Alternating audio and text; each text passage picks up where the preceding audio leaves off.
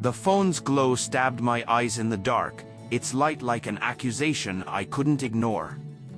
It was 2:17 a.m., and there it was, a single heart emoji from a contact saved as Coffee Guy. That tiny symbol pulsed like an open wound. Beside me, Elise, my fiancée, slept soundly, her breathing steady, completely unaware of the storm tearing through my chest. My thumb hovered over the screen, paralyzed. I didn't want to swipe, didn't want to confirm what I already feared. That heart wasn't harmless. It was a crack in the foundation of everything I thought we had. I'd noticed the name before, buried in her contacts, brushed it off as some barista she joked with at the cafe where she worked on her novel. He's just friendly, she'd insisted last month when I saw her laugh at a text, her fingers dancing across the keys with warmth she hadn't shown me in weeks. I told myself I was paranoid, laughed it off. But here, in the suffocating silence of our bedroom, that heart felt like a blade against my throat. I didn't wake her. Instead, I slipped out of bed, the hardwood freezing beneath my bare feet, and drifted to the living room. The city hummed faintly outside the window, sirens, lights, the chaos beyond, echoing the unraveling in my head. I sat on the couch gripping her phone, my pulse hammering. The lock screen, a photo of us at the pier last summer, her head on my shoulder, mocked me. I knew her passcode. She'd given it freely, as a sign of trust. Now it felt like a trap. With shaking fingers, I typed it in. Her messages opened, and there he was. Coffee Guy. Not just one heart, but dozens scattered through weeks of texts. Miss you already, he'd written 3 nights ago. Can't wait to see you, she replied with a winking emoji that twisted my gut. I scrolled further. Late night chats. Inside jokes. A photo of her smiling at a cafe table, sunlight in her hair. Not explicit, not physical, yet, but dripping with intimacy. Every word cut deeper. My vision blurred under the weight of betrayal. I wanted to scream, to smash the phone against the wall, but I just sat frozen, memories flashing, her late nights writing, the laugh that no longer felt like mine, the times she brushed off my touch with "I'm tired." I'd fed myself excuses. Stress. Her novel failing. The grind of the bookstore. But all of it felt like lies now. The floor creaked. Elise appeared in the doorway, her silhouette carved by dim light. "What are you doing?" Her voice wasn't groggy. She'd been awake, waiting. I held up the phone, steady despite the chaos inside. "Who's Coffee Guy, Elise?" Her eyes darted to the screen, then back to me. Fear flickered for a second, then hardened into defiance.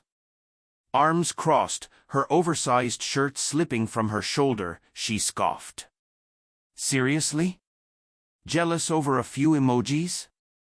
The eye roll was forced, her lips tight. "Don't," I warned, my voice low and dangerous. "Don't play this off. I've read the messages." Her mask cracked. She stepped closer, voice softer, pleading. "It's not what you think, Matt. He's just a friend. Someone I talk to about stuff." Stuff. I rose to my feet, towering but hollow. "You text him at midnight, send him hearts, tell him you miss him. That's not stuff, Elise. That's something else." She flinched, but her jaw locked. "You're blowing this out of proportion. I'm not cheating."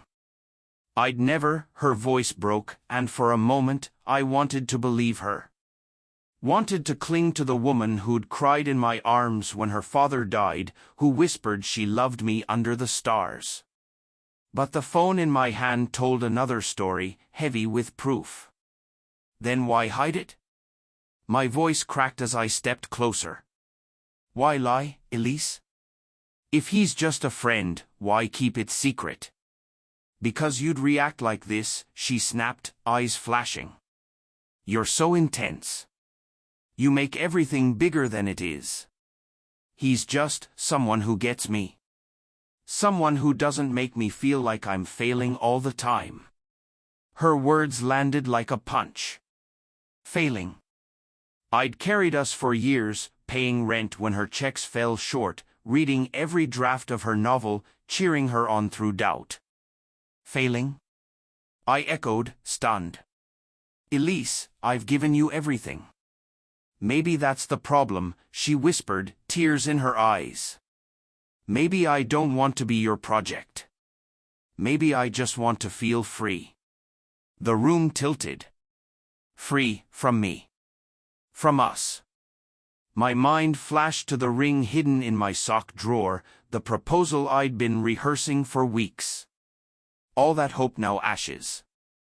I turned away, staring at the city lights outside, desperate for something to anchor me.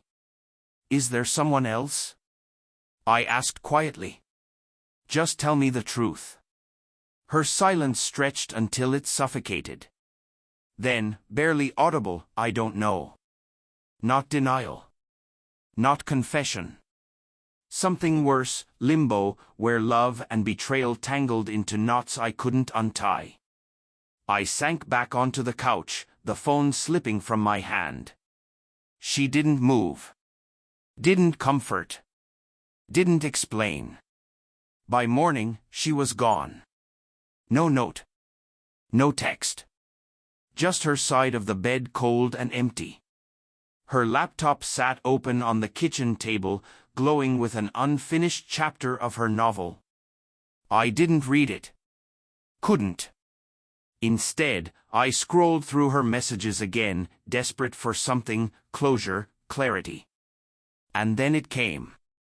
A fresh text from Coffee Guy, time-stamped an hour earlier.